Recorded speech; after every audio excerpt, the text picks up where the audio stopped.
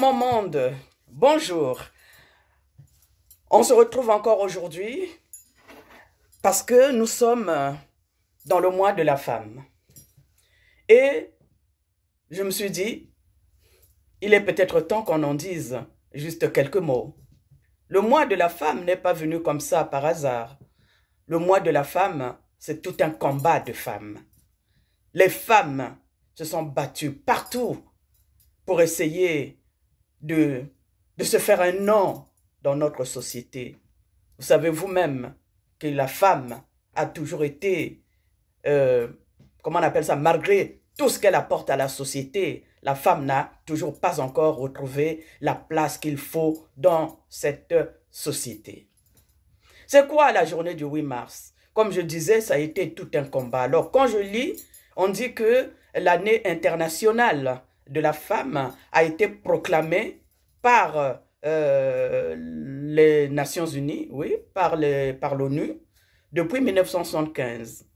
Et c'est en 1977 qu'on a officialisé, que encore les Nations Unies ont officialisé la journée internationale de la femme. Mais qu'est-ce que nous en faisons? Beaucoup de gens parlent et disent, oui, est-ce que la journée du 8 mars est une fête?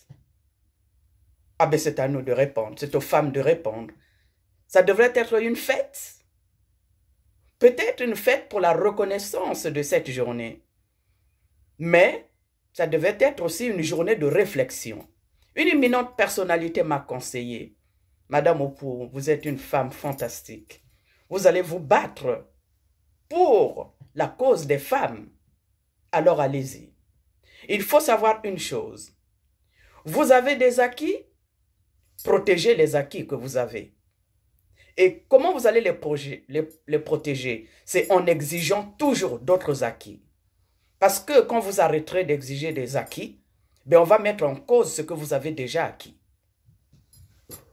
Et oui, c'était un bon conseil. Parce qu'aujourd'hui, qu'est-ce que nous avons acquis dans le combat des femmes?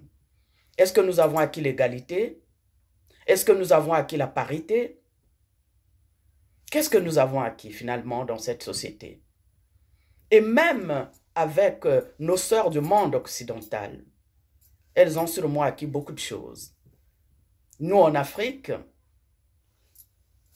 on ne sait pas si on peut faire une liste. En tout cas, comme ça, en tête, je ne sais pas. Oui, tout arrive petit à petit. Aujourd'hui, on essaie de voir, on voit des femmes, effectivement, qui émergent dans toutes les catégories de la société. Et puis, de toutes les façons, il ne faut pas attendre qu'on nous donne quelque chose. Rien ne se donne. Dans cette société, rien ne se donne, tout s'arrache. Et ça s'arrache par le travail. Et c'est ce que nous devons faire, nous les femmes. La journée du 8 mars doit être une journée d'exigence. À chaque fois que la journée du 8 mars arrive, il faut qu'il y ait des femmes, il faut qu'il y ait qui se mettent ensemble, qui réfléchissent, et je sais que dans le monde entier, ça se passe. Nous allons continuer. Notre société aujourd'hui, on ne sait pas quel visage est là aujourd'hui. Mais cette société ne peut se construire qu'avec les femmes. Parce que l'homme, avec H minuscule, a montré ses limites. Donc, nous allons avancer ensemble. Il est temps. Donc, c'est pour aujourd'hui, c'était juste pour faire juste un petit point. Mon objectif, c'était de lire quelques poèmes. Vous savez que votre maman, votre sœur, votre mamie que je suis aussi auteur, écrivain et poète. Je vais me faire le plaisir de lire quelques poèmes que j'ai écrits personnellement en l'honneur de la femme. D'abord en l'honneur des femmes du monde et puis en l'honneur des femmes du Congo. Je vais commencer par les femmes du monde. Femme du monde, hier, elle a voulu trouver sa liberté. On lui a dit que cet acte était proscrit. Elle a demandé des droits. On lui a imposé des devoirs. Depuis des siècles, c'est la lutte des femmes pour entrer dans l'histoire. La journée des femmes, la journée de la femme a vu le jour pour écrire l'histoire. Aujourd'hui, elle a pris conscience de son existence. Elle revendique sa place dans la société en tant que motrice de cette société. Elle rappelle l'évolution de ses droits et son importance dans un monde de droit. Elle fait le bilan de la situation, question de comptabiliser ses acquis.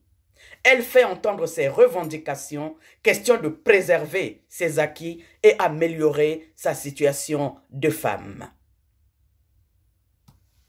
Elle exige l'égalité entre l'homme et la femme, condition sine qua non. Elle revendique la parité, faute de quoi la Journée internationale des droits de la femme survivra.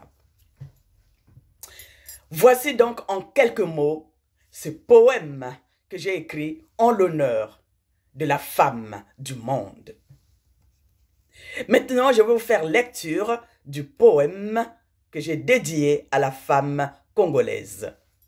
Femme du Congo. Hier, dans l'Union révolutionnaire des femmes du Congo, URFC, tu as lutté pour ton émancipation et avec pour mot d'ordre, seule la lutte libère. Tu venais de te mettre au pas. Ce sont les débuts qui t'ont libéré. Aujourd'hui, émancipé, te voilà épanoui. En ordre de bataille, regarde droit devant toi. Aie confiance en toi. Marche la tête haute et marque la différence. Femme libérée, fidèle compagnon de lutte, lève-toi et continue la lutte. Pas de répit pour toi. Debout avec courage et foi. Mets-toi au travail avec une force sans pareille. Affronte ton destin en toute liberté et en toute assurance, dans la légalité et la légitimité. Femme et militante, debout comme une seule personne, ensemble avançant avec pour slogan « Seule la lutte libère » et entonnant en chœur la devise de notre patrie, unité, travail, progrès. Voici pour vous la femme congolaise. Oui, la femme congolaise a toujours été de tous les combats et de toutes les luttes. Oui, nous savons que dans tout pays, et comme au Congo, nous sommes encore dans ce combat de pouvoir trouver une place pour la femme, pour que l'égalité ne soit pas un vain mot et pour que la parité ne soit pas non plus un vain mot. Les combats sont toujours comme ça. Tout est...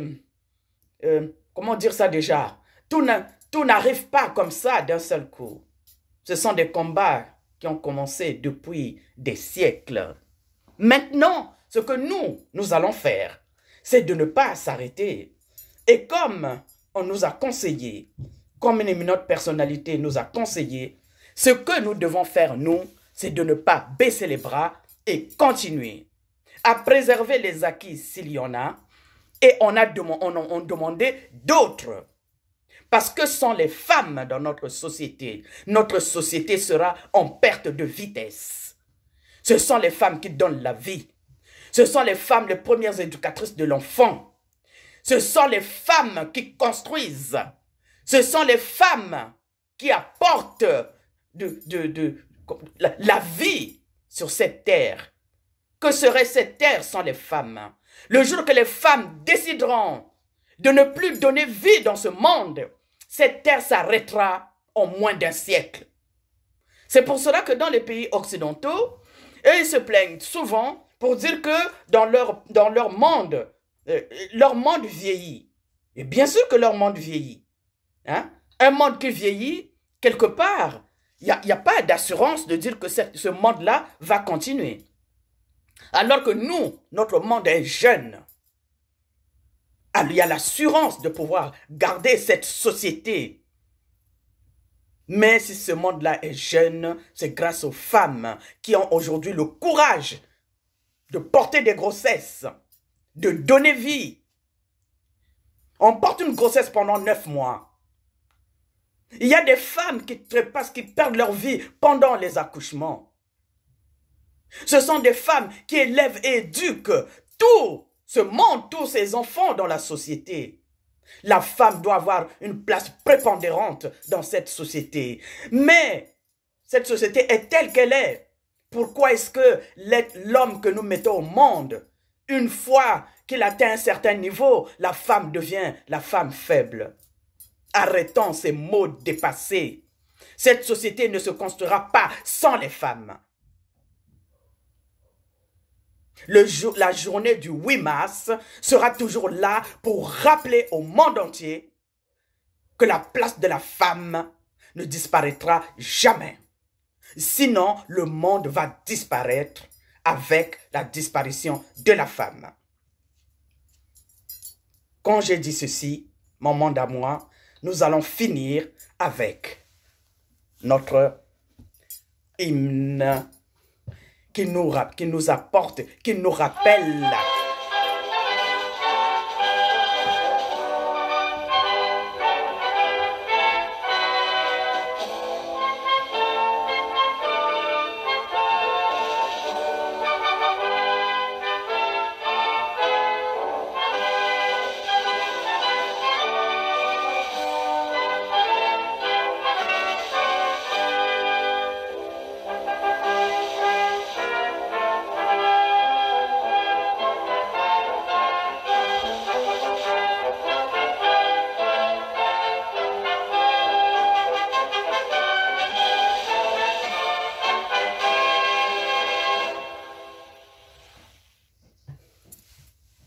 c'était votre reine. Après l'hymne, on n'a pas autre chose à ajouter. Je vous dis seulement à très bientôt et j'espère vraiment qu'on s'est compris. Les hommes sont nos frères et avec leurs sœurs, les frères et les sœurs, c'est ensemble que nous allons construire notre monde. Et pour le Congo, c'est ensemble que nous allons construire notre pays, le Congo, la patrie que nous aimons très fort. Nous allons protéger notre patrie, nous allons sauver notre patrie, nous allons nous battre pour que notre patrie reste debout, comme le dit l'hymne national de notre pays. Naturellement, je n'ai pas oublié la congolaise. Sauf que là, dans ce combat des femmes, j'ai préféré mettre l'hymne de la République populaire du Congo qui a fait aussi, qui continue aussi à faire notre nation. Quand j'ai dit cela, je vous dis à très bientôt. C'était la reine Opou, la seule et l'unique.